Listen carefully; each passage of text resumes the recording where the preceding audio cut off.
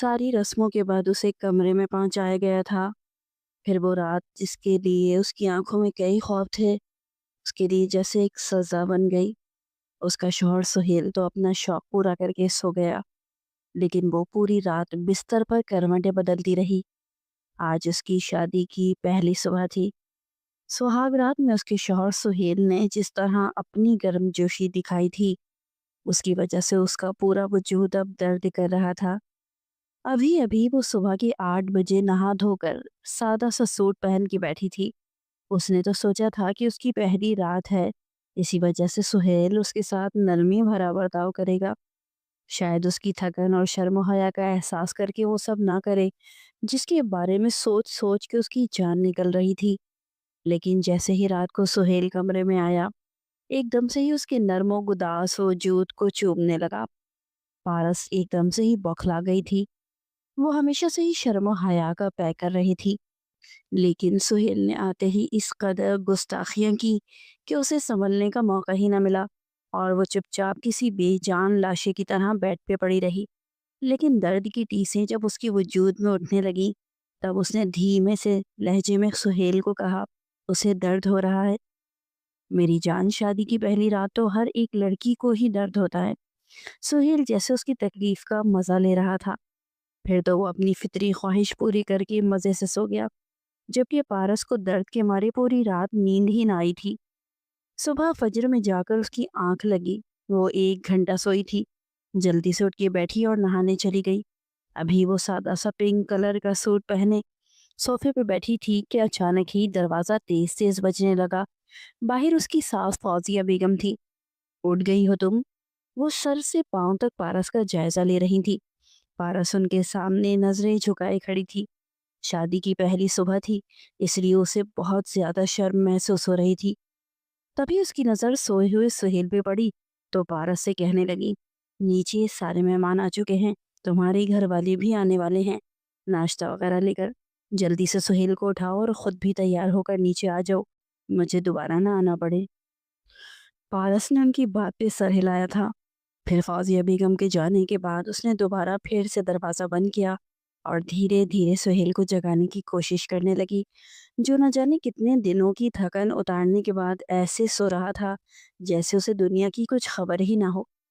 सुहेल, उठें प्लीज़, 10 बजने वाले हैं, सारे मेहमान आ चुके हैं, अम्मी भी पूछ रही हैं आपका। वो उसे जगाने की कोशिश कर रही थी। गोरे गोरे हाथों में लाल रंग की चूड़ियां देखकर सुहेल की निगाहें फिर फिसलने लगी। अचानक ही उसने बाजू से पकड़ के पारस को अपने ऊपर खींच लिया। इतनी भी क्या जल्दी है मेरी जान बाहर जाने की? इस वक्त तुम्हारा शौहर तुम्हारे लिए खास है, बाहर बैठे हुए मेहमान नहीं।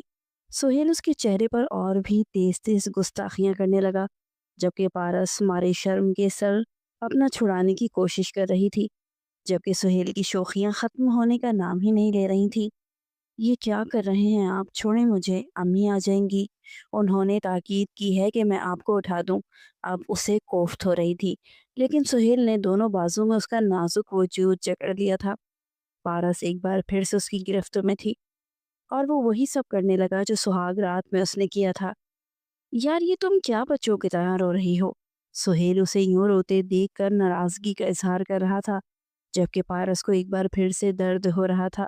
वो सोच भी नहीं सकती थी कि अभी तो वो नहाई थी और फिर से उसे दोबारा नहाना पड़ेगा। क्या सुहाग रात में हर लड़की के साथ ऐसा ही होता है, या सुहेल ही ज्यादा ख्वाहिश रखता है? वो ये बात सोचने पे मजबूर थी। फिर सुहेल तो नहाने के लिए वॉशरूम में चला गया, जबकि उसे फिर से दोबारा नहाना था। नहा धोकर उसने अपने गीले बालों को छुपा लिया था, मुबादा किसी की नज़र उस पर न पड़ जाए और वो ये सोचे कि अभी अभी नहा कर आई है। बावजूद इसके कि शादी के ख्वाब उसकी आंखों में थे, लेकिन फिर भी सुहाग रात के हवाले से एक खौफ उसके दिल में बैठ गया था। खास तौर पर सुहेल की तरफ तो उससे देखा भी नहीं जा रहा था। अब वो अपनी अम्मी और बहनों से मिल रही थी, जो उसके लिए नाश्ता लेकर आई थी। बड़ी बहन शोखी से पूछ रही थी कि कैसी गुजरी तुम्हारी रात। पारस ने नजरें झुका ली थी। पिंक कलर के सूट में उसके हुस्न की रानाइयां खूब झलक रही थी। यही वजह थी कि सुहेल आते जाते उस पर नजर जमा रहा था। फिर नाश्ता करके उसके मैके वाले चले गए, क्योंकि शाम को वलीमा था, जबकि वो दीगर मेहमानों के साथ बैठी हुई थी। बैठे बैठे उसकी कमर अकड़ गई। وہ کچھ دیر کمرے میں جا کے آرام کرنا چاہتی تھی، لیکن سہیل کا خوف اس کے حواس پہ سوار تھا۔ اگر وہ کمرے میں گئی اور دوبارہ پھر سے وہ شروع ہو گیا تو اس کی حالت کیا ہوگی؟ ابھی بھی اسے پین ہو رہا تھا۔ وہ نہیں چاہتی تھی کہ درد اتنا بڑھ جائے کہ اس سے بیٹھا بھی نہ جائے۔ ابھی بھی اپنی چھوٹی نند سے بات کرتے وہ ایک دم سے ہنسی تو سامنے سے آتے سہیل کے چہرے پر اس کی نظر پڑی۔ وہ اسے اشارے کر رہا تھا کہ بہانے سے وہ کمرے میں آ جائے، لیکن ایک دم سے ہی پارس نے اس سے نظریں پھیر لی تھی۔ وہ جان بوجھ کر اس کا اشارہ نہیں سمجھنا چاہتی تھی۔ پارس بھابھی، آپ کو سہیل بھائی بلا رہے ہیں۔ سہیل کی چھوٹی کزن معروف نے اس کے کان میں سرگوشی کی، لیکن وہ ڈھیٹ بن کر وہیں بیٹھی رہی۔ بیٹا، کب سے سہیل تمہیں کمرے میں بلا رہا ہے؟ فوزیہ بیگم نے اسے تھوڑے سخت لہجے میں کہا تھا۔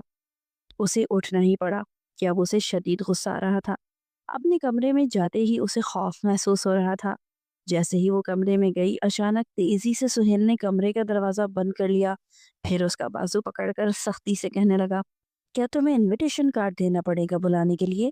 3 دفعہ تمہیں بلا چکا ہوں، لیکن تم ڈھیٹ بن کر وہیں بیٹھی رہیں۔ 3 4 دفعہ میں نے تمہیں اشارے بھی کیے۔ وہ اس پر اپنی ناراضگی دکھا رہا تھا۔ میں بھی سونا چاہتی ہوں سہیل، مجھے بہت تھکن محسوس ہو رہی ہے اور درد بھی ہو رہا ہے، وہ منمنائی تھی۔ چاہتے ہوئے بھی وہ اپنے درد کے بارے میں نہ بتا سکی جو سہاگ رات اور اس سے اگلے دن کے بعد اس کے وجود میں اٹھ رہا تھا۔ ہاں تو میں بھی تو یہی چاہتا ہوں کہ ہم دونوں سو جائیں۔ دیکھو ولیمہ شام کو ہے، جب تک ہم دونوں آرام کر لیتے ہیں۔ سہیل نے ایک دم سے ہی اس کا ہاتھ پکڑا اور اسے اپنے اوپر کھینچ لیا۔ ایک بار پھر سے وہ شروع ہو چکا تھا۔ پارس کی گردن پر پھر سے گستاخیاں کرنے لگا۔ خوبصورت سراپا گورا چٹا رنگ اور اوپر سے تیکھے نین نقوش، معصومیت اس کے چہرے پر حد سے زیادہ تھی۔ سہیل ایسے ہی تو اسے دیکھ کر پاگل نہیں ہو رہا تھا۔ سہیل پلیز مجھے چھوڑ دیں، بہت تکلیف ہے۔ وہ اس کی منت سماجت کر رہی تھی، لیکن سہیل پہ تو نہ جانے رات سے کیا وحشی پن سوار تھا۔ اس لمحے اسے پارس کی آواز بھی سنائی نہیں دے رہی تھی۔ وہ بڑا جوش میں تھا، جو اس کے من میں آ رہی تھی وہی کر رہا تھا۔ کل رات سے کئی بار وہ اس کے ساتھ یہ سب کر چکا تھا، اسی لیے پارس کی تکلیف اب حد سے سوا ہو چکی تھی۔ اب اس سے بیٹھا بھی نہیں جا رہا تھا۔ تبھی وہ دونوں ہاتھوں میں منہ چھپا کر رونے لگی، جبکہ سہیل اب سکون سے بیڈ پہ لیٹا تھا۔ اوہو، کیا بچوں جیسی حرکتیں کر رہی ہو؟ دیکھو شروع شروع میں ہر لڑکا لڑکی ایسی ہی بےتابیاں اور گستاخیاں دکھاتے ہیں۔ وہ اب بھی شوخ لہجے میں اسے کہہ رہا تھا، لیکن نہیں جانتا تھا کہ پارس کس درد سے گزر رہی ہے۔ لیکن اچانک ہی اس کے منہ سے چیخ نکلی تھی۔ جب تکلیف برداشت نہیں ہوئی تو وہ درد سے کراہنے لگی۔ یہ کیا کر رہی ہو تم؟ باہر مہمان جمع ہیں۔ اسے یوں زور زور سے روتے دیکھ کر سہیل پریشان ہو گیا تھا۔ مجھے بہت تکلیف ہو رہی ہے، ایسا لگتا ہے میں مر جاؤں گی۔ وہ مسلسل اپنے پیٹ پہ ہاتھ رکھے ہوئے تھی۔ اب سہیل کو احساس ہوا کہ شاید کچھ زیادہ ہی زور زبردستی کر کے اس نے پارس کو اس حال تک پہنچا دیا ہے۔ تبھی وہ فوزیہ بیگم کو بلانے کے لیے دوڑا تھا۔ تھوڑی ہی دیر بعد وہ ایک ڈاکٹر کی کلینک میں تھی۔ لیڈی ڈاکٹر نے پارس کو اندر بلا کر چیک اپ کیا۔ وہ شرم و حیا سے زمین میں گڑنے کو تھی۔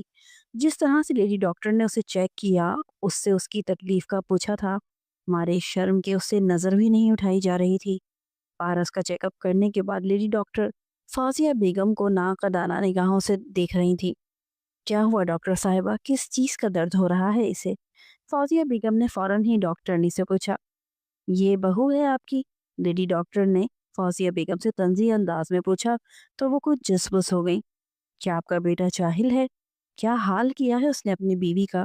لیڈی ڈاکٹر انہیں باتیں سنا رہی تھی، پھر فوزیہ بیگم سے کہنے لگی، ابھی 3 4 دن انہیں اپنے شوہر سے دور ہی رکھیے گا۔ میری بات آپ اچھے سے سمجھ رہی ہیں نا؟ ابھی ان کی کنڈیشن بہت نازک ہے، بار بار اس جگہ کا استعمال کرنے کی وجہ سے انٹرنل پر زخم پڑ گیا ہے۔ فوزیہ بیگم بہت شرمندہ سی ہو گئی تھی، جبکہ پارس نظریں جھکائے بیٹھی انگلیاں چٹکا رہی تھی۔ لیڈی ڈاکٹر نے اسے پین کلر دے دیا تھا، جس کی وجہ سے اس کی تکلیف میں تھوڑی کمی ہوئی تھی۔ پھر وہ دونوں آ کر کار میں بیٹھ گئیں، جہاں پر سہیل ان کا منتظر تھا۔ کیا ہوا، سب ٹھیک تو ہے؟ وہ اپنی ماں سے پوچھ رہا تھا، لیکن فوزیہ بیگم کے ماتھے پر بل تھے۔ کچھ زیادہ ہی نازک مزاج ہے تمہاری بیوی، ڈاکٹرنی کے سامنے شرمندہ کروا دیا مجھے، اور تم بھی تھوڑا صبر سے کام لو، اب اسے کہیں نہیں جانا، یہیں رہنا ہے۔ وہ ساتھ ہی اپنے بیٹے کو بھی لتاڑ رہی تھی، جبکہ سہیل بیک بھی عمر میں پارس کو گھور گھور کے دیکھے جا رہا تھا۔ जो नजरें झुकाए बैठी थी लेकिन बड़ी ही मासूम लग रही थी। फिर शाम में वो पार्लर में तैयार होने चली गई। शुक्र था कि उसकी तकलीफ में थोड़ा इफाका था। वो इस बात पर खुश थी कि आज उसके घर वाले आएंगे और उसे अपने साथ लेके चले जाएंगे। लेकिन जब वो ग्रे कलर की मैक्सी पहनकर तैयार होके हॉल में आई, सुहेल की नजरें उससे हटने का नाम ही नहीं ले रही थी। वो बड़ी ही खूबसूरत लग रही थी। सुर्खों सफ़ेद गर्दन में पहना हुआ वाइट कलर का नेकलेस तो और भी सज रहा था। सभी उसकी बीवी की तारीफ कर रहे थे, जबकि सुहेल का दिल मचल रहा था। वो किसी सूरत भी पारस को उसके मैके जाने नहीं देना चाहता था। तभी वो अपनी माँ के पास जा पहुंचा। आज आप इसे इसकी माँ के घर नहीं भेजना, मैं कल खुद ही लेके चला जाऊंगा। हाजिया बेगम ने घूर के देखा और सरगोशी में कहने लगी, लेडी डॉक्टर ने कहा था कि 3-4 दिन तुमसे दूर रखूं। तुम पागलपन मत करो। सुहेल, खुदा न खास्ता कुछ बड़ा मसला हो गया तो लेने के देने पड़ जाएंगे। वो उसे समझा रही थी, लेकिन सुहेल किसी तौर भी समझने को तैयार नहीं था। बस आपने पारस को आज उसके घर वालों के साथ जाने नहीं देना। वो भी बड़ा ही जिद्दी था। अब फाजिया बेगम परेशान हो गई। तब उन्होंने स्टेज की तरफ देखा। पारस अकेली ही स्टेज पे बैठी थी। वो अपने घर वालों का शिद्दत से इंतजार कर रही थी। तभी मौका महल देखकर वो फौरन उसके पास जा पहुंची और सरगोशी में कहने लगी, पारस, तुम आज अपने घर वालों के साथ जाने से इनकार कर देना। कल तुम्हें सुहेल खुद अपने साथ ले जाएगा। फाजिया बेगम की बात पर उसके अरमानों पर जैसे ओस पड़ गई थी। वो बेयकीनी से उन्हें देख रही थी। वो कितनी शिद्दत से घर वालों का इंतजार कर रही थी और यहाँ फौजिया बेगम कह रही थी कि वो मना कर दे। नहीं, वो ऐसा हरगिज नहीं करेगी। अचानक ही उसने फैसला किया। फिर लाख सुहेल और फौजिया बेगम की कोशिश के बावजूद भी वो रुकने को तैयार ही न हुई और वलीमे के बाद अपने घर वालों के साथ चली गई। सुहेल को शदीद गुस्सा आ रहा था।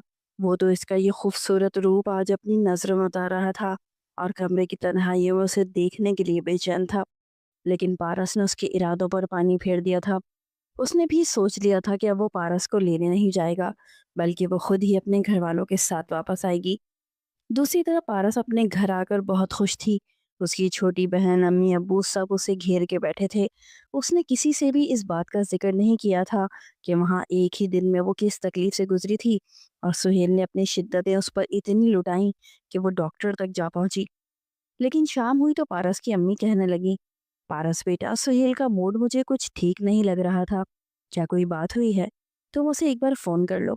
अम्मी की बात पर पारस भी थोड़ी परेशान हो गई। उसे याद आया, फौजिया बेगम ने उसे कहा था कि सुहेल ने कहा है कि आज तुम अपने घर न जाना, लेकिन उसने उन दोनों की एक न सुनी और अपने घर वालों के साथ आ गई थी। क्या वो इस बात पर उससे नाराज है? उसका मतलब है कि मुझे फोन करना चाहिए। कुछ सोच के वो उठी और अब्बू के मोबाइल से सुहेल का नंबर मिला दिया। अस्सलामुअलैकुम, कैसे हैं आप? वो मीठे से लहजे में सुहेल से पूछ रही थी। आखिर को वो उसका शौहर था। सारी जिंदगी पारस ने उसी के साथ तो गुजारनी थी। आ गया तुम्हें मेरा ख्याल? अगर इतना ही ख्याल है तो अभी और इसी वक्त घर वापस आ जाओ। मैं तुम्हें लेने आ रहा हूँ। सुहेल तो जैसे उसके फोन का इंतजार कर रहा था। ये सुनकर पारस की जान निकल गई कि उसे लेने आ रहा है। लेकिन मैं तो 1 हफ्ते के लिए आई हूँ सुहेल, प्लीज समझने की कोशिश करें। पारस चाह रही थी कि किसी तरह उसे लेने ना आए, लेकिन वो भी बजिद था, जिद्दी था। अगर तुमने मेरी बात नहीं मानी तो मैं तुम्हें लेने नहीं आऊंगा। फिर तुम्हें खुद ही आना पड़ेगा। अब पारस परेशान हो गई थी, आखिरकार उसे हाँ करनी ही पड़ी। थोड़ी ही देर बाद वो वापस जाने की तैयारी कर रही थी। उसकी अम्मी और छोटी बहन परेशान हो गई। क्या हुआ सुहेल, क्यों लेने आ रहा है? अम्मी परेशान थी। कुछ नहीं अम्मी, बस उसकी तबीयत कुछ ठीक नहीं है, मुझे वापस ही जाना होगा। पारस ने बहाना बनाया था। फिर भी वो अंदर नहीं आया और वहीं से मिलकर पारस को बाहर भेजने का कह दिया। पारस की अम्मी भी देख रही थी कि दामाद का मूड कुछ ऑफ है।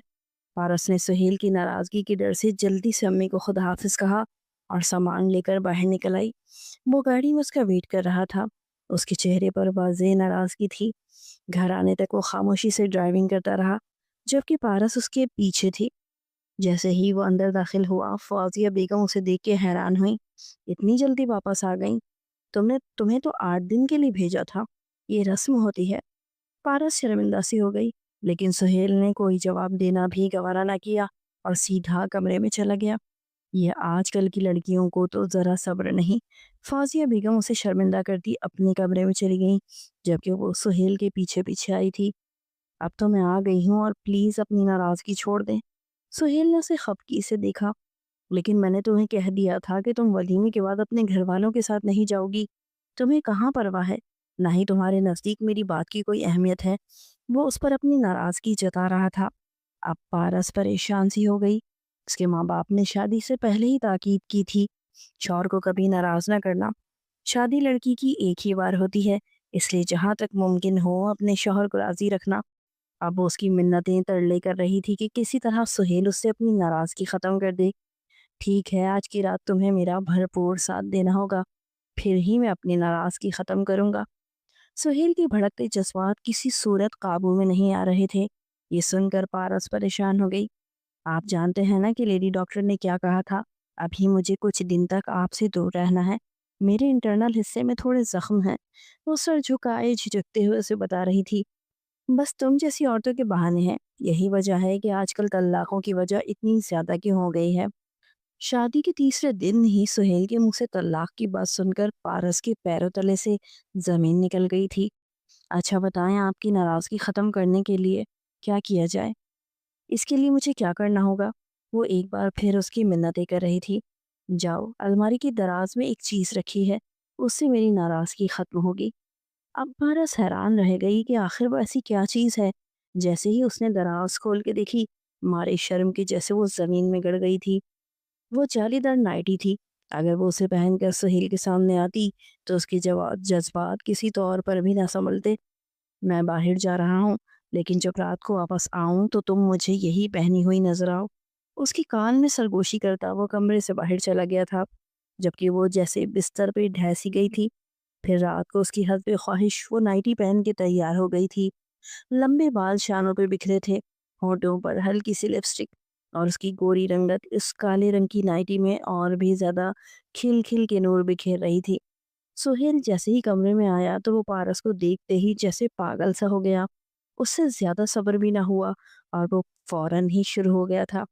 پارس اسے روکتی رہ گئی کہ سہیل پلیز خدا کے لیے آرام سے کریں، مجھے تکلیف ہو رہی ہے۔ لیکن پارس کی تکلیف بھلا اسے کہاں پروا تھی؟ وہ اسے اپنے جذبات کنٹرول ہی نہیں کر پا رہا تھا۔ پوری رات اسے ایسے ہی تنگ کرتا رہا۔ جہاں پارس اسے روکتی تو اور بھی زیادہ طاقت سے اسے خاموش کروا دیتا اور اسے سونے بھی نہیں دے رہا تھا۔ صبح تک اس کا بدن تھکن سے چور ہو گیا تھا۔ فجر کا ٹائم ہوا، تبھی وہ گہری نیند سویا تھا اور پارس کے جسم میں تو جیسے جان ہی نہیں رہی تھی۔ وہ اپنے آپ کو بہت تھکا ہوا اور کمزور محسوس کر رہی تھی۔ اس کی آنکھوں سے آنسو بھی گر رہے تھے، کیونکہ جسم کے نازک حصے پہ تکلیف کی وجہ سے وہ سو بھی نہیں پا رہی تھی۔ صبح 7 بجے ہی تیز تیز دروازہ بجنے لگا۔ جب تک وہ منہ ہاتھ دھو کر کپڑے تبدیل کر چکی تھی، دروازے پر اس کی چھوٹی نند زینت تھی۔ امی بلا رہی ہیں بھابی۔ اس کو امی کا پیغام دے کر وہ فٹ سے نیچے بھاگ گئی تھی۔ پارس نے اچھی طرح سے سر پہ دوپٹہ جمایا۔ ابھی تو اس کے بال بھی خشک نہ ہوئے تھے اور کمزوری اور تکلیف کے باعث اس سے ٹھیک سے چلا بھی نہیں جا رہا تھا۔ لیکن اپنی اس تکلیف کو چھپائے وہ فوزیہ بیگم کے سامنے کھڑی تھی۔ بہو دیکھو، صبح سویرے اٹھ جایا کرو۔ آج تو میں نے زینت کو بھیج دیا تمہیں جگانے کے لیے، لیکن دوبارہ شکایت کا موقع نہ دینا۔ آج میں تمہارے ہاتھ ڈلوانا چاہتی ہوں میٹھے میں۔ 2-3 مہمان رکے ہوئے ہیں، یہ بھی چلے جائیں گے۔ اس سے پہلے ہی تم کچھ میٹھا بناؤ تاکہ یہ رسم بھی پوری ہو جائے۔ ابھی تو فی الحال پارس کی حالت خود اتنی بری ہو رہی تھی کہ وہ کوئی کام کرنے کے قابل نہ تھی، لیکن پھر بھی یہ سسرال تھا۔ اسے یہ بات شادی کے فوراً بعد ہی سمجھ آ گئی تھی، جبھی تو وہ اتنی تکلیف کو چھپائے کچن میں کھڑی کھیر بنا رہی تھی۔ سہیل دوپہر کے 2:30 بجے اٹھا تھا، نہا دھو کر باہر نکل گیا۔ ایک بار بھی وہ پارس کی طبیعت پوچھنے یا اسے دیکھنے کچن میں نہیں آیا تھا۔ کیا وہ صرف ایک کھیل کے طور پہ اسے یہاں لے کر آیا تھا؟ وہ نہ چاہتے ہوئے بھی سوچنے پہ مجبور تھی۔ پھر کھیر کی رسم بھی پوری ہوئی۔ اب وہ تھوڑی دیر کمرے میں چلی گئی آرام کرنے کے لیے۔ عصر کا وقت ہو رہا تھا، وہ گہری نیند میں تھی جب اچانک ہی سہیل کمرے میں آیا اور اس نے پارس کو جگانا شروع کر دیا۔ سہیل کا خوف اس کے ذہن پر اس قدر سوار ہوا کہ اس کے جگانے پر وہ ایک دم سے چیخ مار کر اٹھی تھی، لیکن اس کے لبوں پر اپنے لب رکھ کر اسے خاموش کروا دیا۔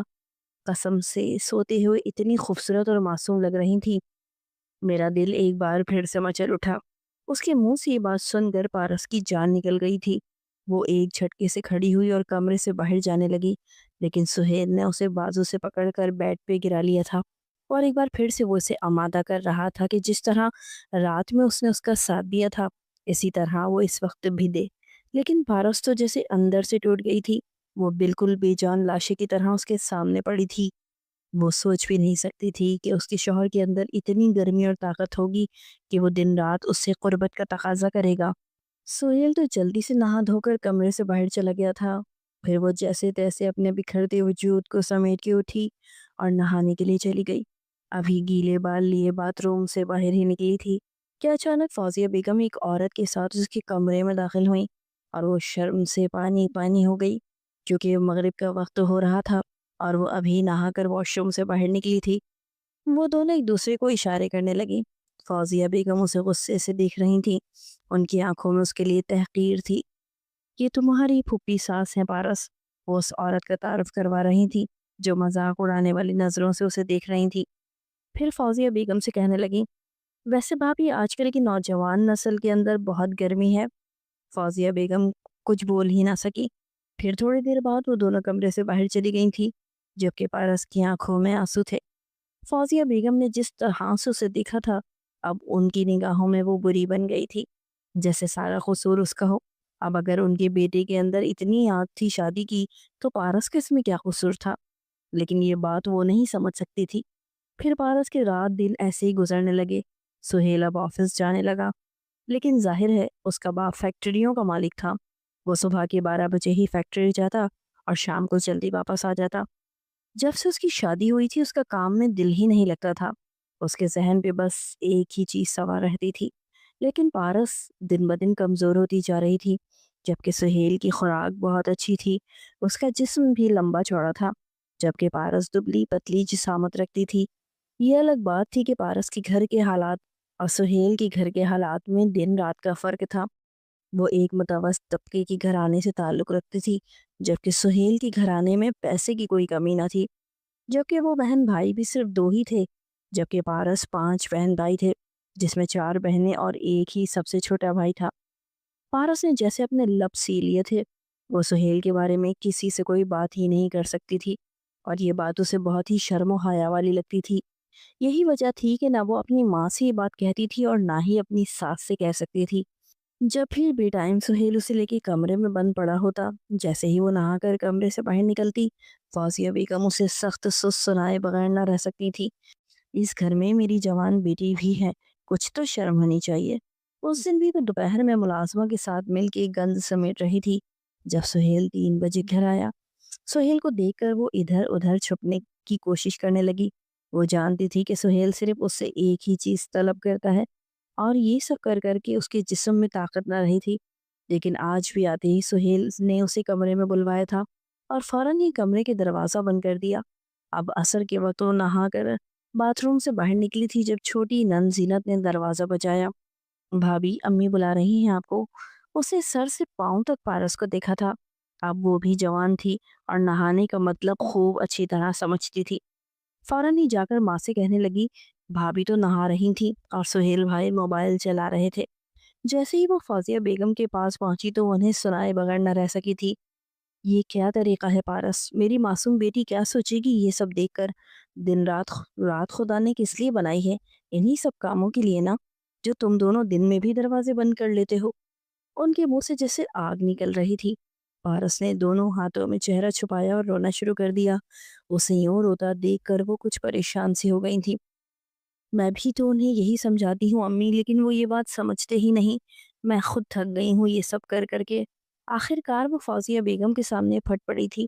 ये बात तो उन्हें भी मालूम थी कि सुहेल को शादी का किस कदर शौक था, और वो शादी के लिए बेचैन था। हालांकि अभी तक वो कारोबार के लिए संजीदा ना हुआ था, लेकिन फिर भी फौजिया बेगम और उनके शौहर ने उसकी ख्वाहिश के मुताबिक एक खूबसूरत और नाजुक सी लड़की से उसकी शादी करवा दी थी। पारस को उन्होंने एक मिलाद में पसंद किया था। उस मासूम और खूबसूरत लड़की के अंदर कोई बुराई नहीं थी, लेकिन वो अपने बेटे की फितरत से भी अच्छी तरह वाकिफ थी। अच्छा, तुम परेशान मत हो, मैं समझाऊंगी उसे अपने तरीके से। उन्होंने पारस को तसल्ली दी। दिल में सोचा कि आइंदा वो कभी इस बारे में पारस को रुस्वा नहीं करेंगी।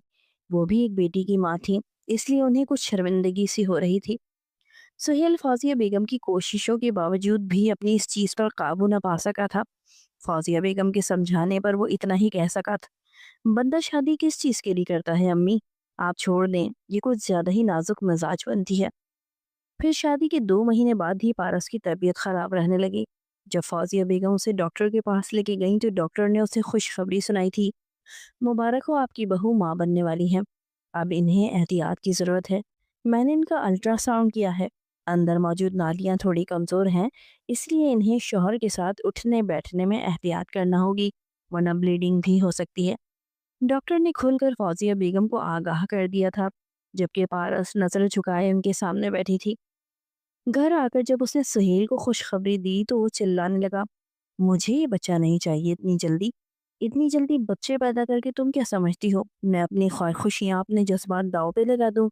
किसने कहा था तुम्हें कि मुझे अभी बच्चा चाहिए? वो ज़रा भी खुश दिखाई नहीं दे रहा था, उल्टा पारस पे भड़क रहा था। रात हुई तो वो उसके लिए गोलियाँ ले आया। ये खाकर सो जाओ। ये क्या है सुहेल? पारस डरते-डरते उसकी तरफ देख रही थी। ये जो औलाद पैदा करने का भूत तुम्हारे ज़हन पे सवार हुआ है, इससे छुटकारा मिल जाएगा। चलो जल्दी से ये गोलियाँ खा लो। वो ज़बरदस्ती से बच्चा ज़ाया करने की टैबलेट खिला रहा था, जबकि पारस फटी-फटी निगाहों से उसे देख रही थी।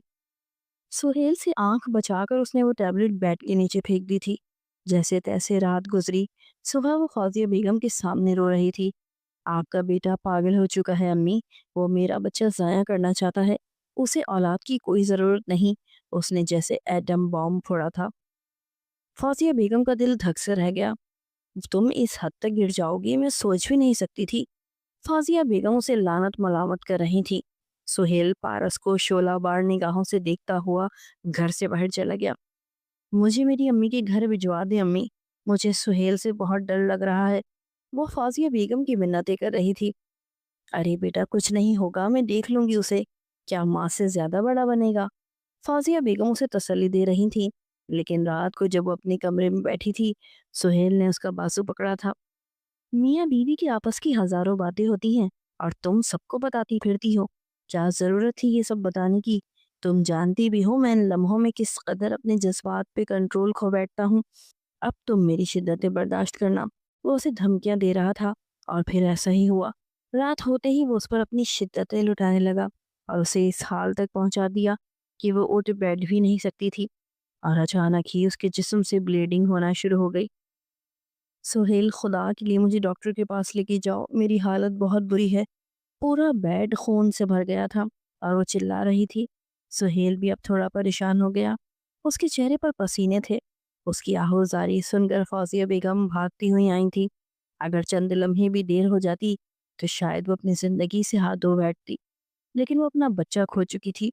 उसका 2 महीने का बच्चा ज़ाया हो गया था, वो भी सिर्फ और सिर्फ सुहेल की वजह से।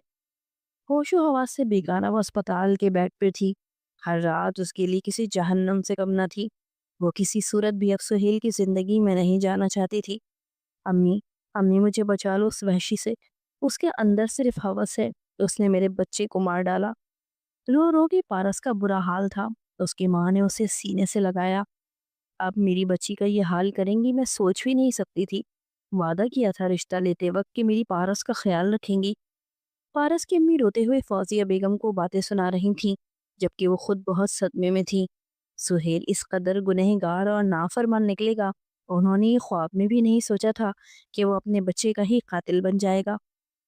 फिर पारस अपने घर वालों के साथ चली गई, कभी ना वापस आने के लिए। अब वो कभी भी सुहेल के घर वापस नहीं आना चाहती थी।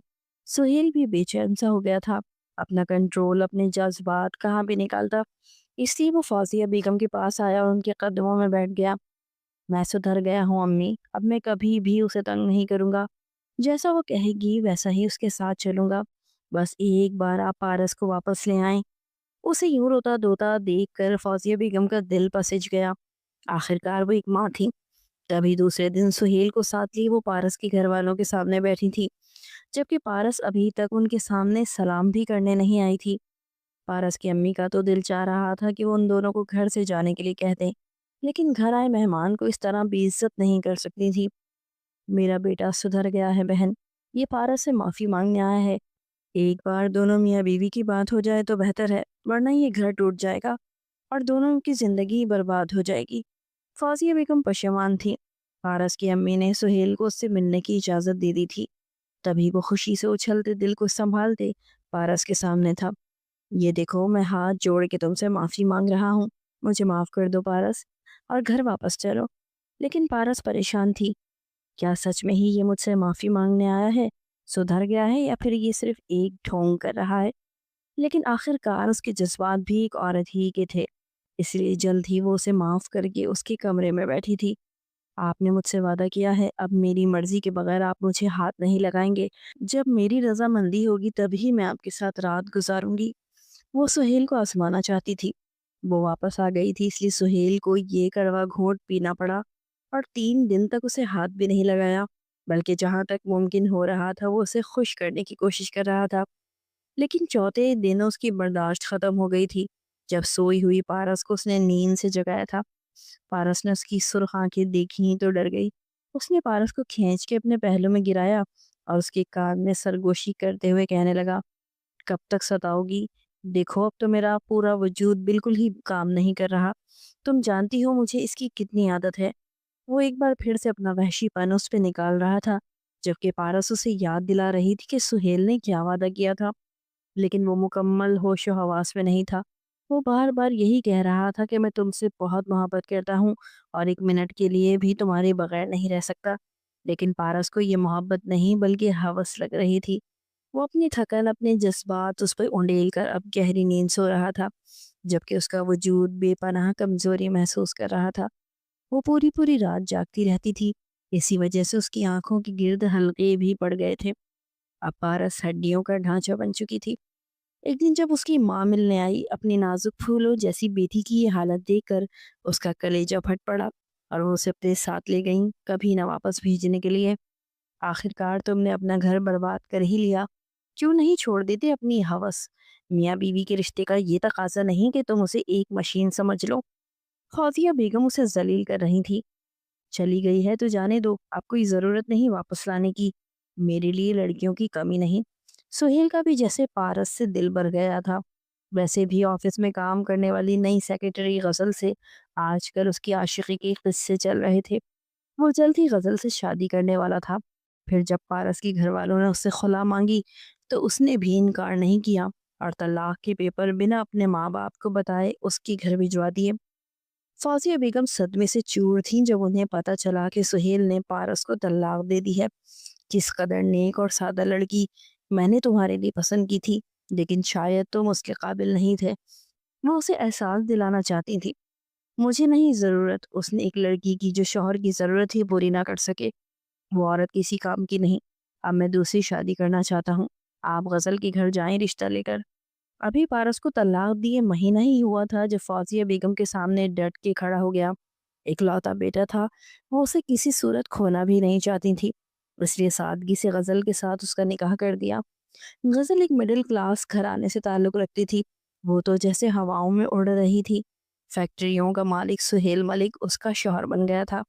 بھلے ہی وہ پہلے سے شادی شدہ تھا، لیکن اس کے بچے تو نہیں تھے۔ لیکن غزل اس کی فطرت سے واقف نہیں تھی کہ وہ کس مقصد کے لیے غزل کو اپنی بیوی بنا کے لایا ہے۔ اب فوزیہ بیگم جلد سے جلد زینت کی شادی کرنا چاہتی تھی۔ جلد ہی اس کا بھی رشتہ طے ہو گیا، لیکن سہیل کو بس دن ہو یا رات غزل اپنے بستر پہ چاہیے تھی۔ وہ بھی حیران تھی کہ آخر سہیل کا دل کیوں نہیں بھرتا۔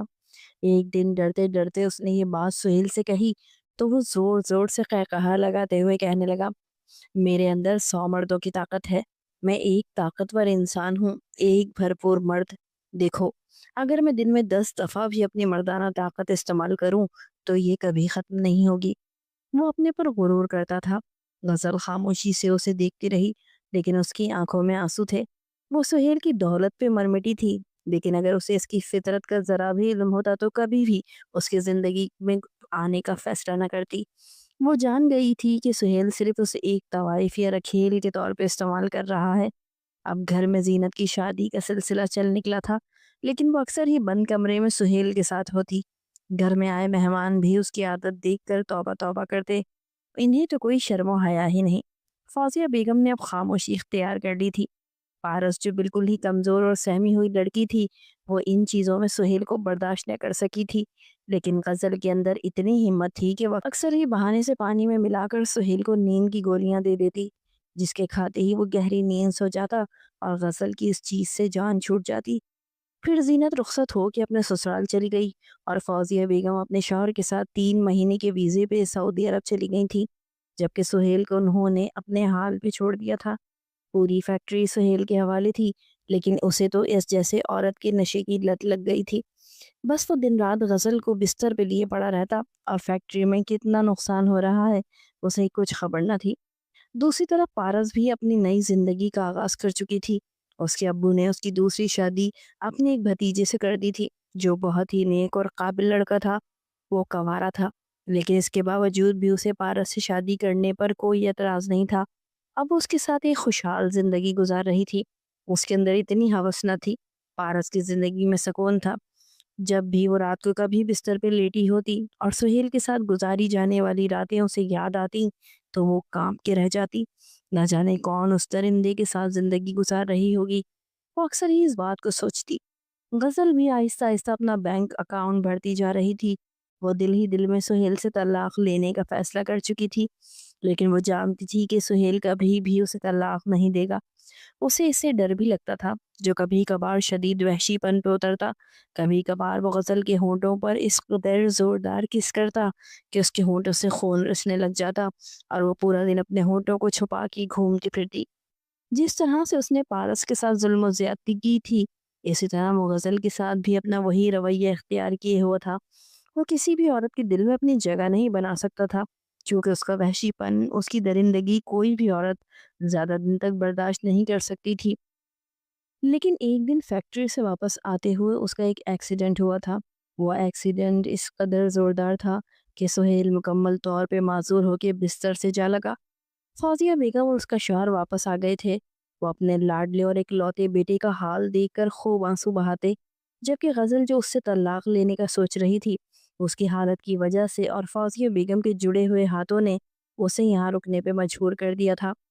پھر ایک دن جب سہیل کو وہ سوپ پلا رہی تھی، اس کی طرف دیکھتی طنزیہ لہجے میں کہنے لگی، تم نے پہلے پارس کا دل دکھایا سہیل، اس کی بد دعائیں لیں، اسے تم نے اتنے آنسو دیے کہ ان آنسوؤں نے عرش ہلا دیا، اور اس کی بد دعاؤں کی وجہ سے آج تم بستر پہ پڑے ہو۔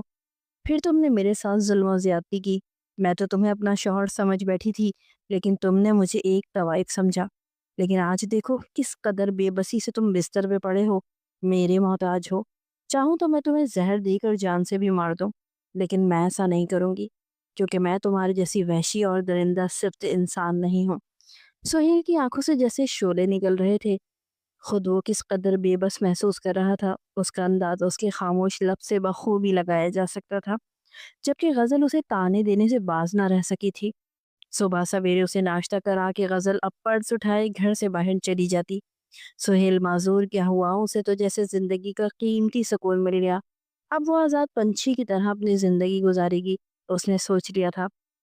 آج فوزیہ بیگم سہیل کو ویل چیئر پر اس پارک میں لے کر آئی تھی، جب 2 چھوٹے چھوٹے معصوم اور خوبصورت بچے یہاں سے وہاں بھاگتے کھیلتے نظر آئے۔ ان کی آنکھوں میں آنسو تھے۔ سہیل کی اولاد کا سکھ دیکھنا شاید ان کے نصیب میں نہیں تھا، وہ بے اولاد ہی رہ گیا تھا۔ اچانک ہی انہیں یاد آیا جب پارس ماں بنی تھی، اس نے کس طرح اپنے ہاتھوں سے اپنے بچے کو ختم کیا تھا۔ شاید خدا نے اسی بات کی اسے سزا دی تھی۔ وہ دونوں بچے ادھر سے ادھر بھاگ رہے تھے جب گلابی رنگ کے سوٹ میں ملبوس ایک لڑکی دور سے آتی ہوئی دکھائی دی۔ جیسے ہی وہ نزدیک آئی، فوزیہ بیگم اور سہیل کی آنکھیں پھٹی کی پھٹی رہ گئیں۔